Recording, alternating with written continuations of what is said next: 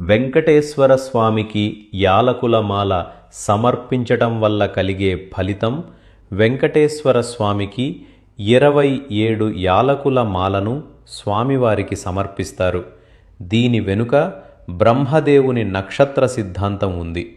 27 నక్షత్రాల కాలంలో జరిగిన పాపాలు, తప్పులు తొలగిపోవాలని ప్రార్థిస్తూ ఈ మాలను సమర్పిస్తారు.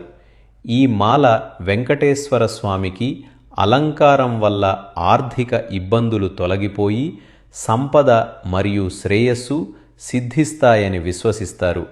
సకల శుభాలు, జీవితంలో ఎదురయ్యే అడ్డంకులు తొలగిపోయి మనశ్శాంతి, మంచి జ్ఞాపకశక్తి మరియు ఆరోగ్య ప్రయోజనాలు కలుగుతాయి. ఓం నమో వెంకటేశాయ అని కామెంట్ చేయండి. నమస్తే. వెంకటేశ్వర స్వామికి యాలకుల మాల సమర్పించటం వల్ల కలిగే ఫలితం. వెంకటేశ్వర స్వామికి 27 యాలకుల మాలను స్వామివారికి సమర్పిస్తారు. దీని వెనుక బ్రహ్మదేవుని నక్షత్ర సిద్ధాంతం ఉంది.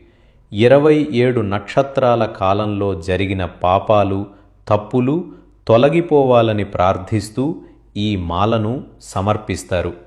ఈ మాల వెంకటేశ్వర స్వామికి అలంకారం వల్ల ఆర్థిక ఇబ్బందులు తొలగిపోయి సంపద మరియు శ్రేయస్సు సిద్ధిస్తాయని విశ్వసిస్తారు. సకల శుభాలు, జీవితంలో ఎదురయ్యే అడ్డంకులు తొలగిపోయి మనశ్శాంతి, మంచి జ్ఞాపకశక్తి మరియు ఆరోగ్య ప్రయోజనాలు కలుగుతాయి. ఓం నమో వెంకటేశాయ అని కామెంట్ చేయండి. నమస్తే.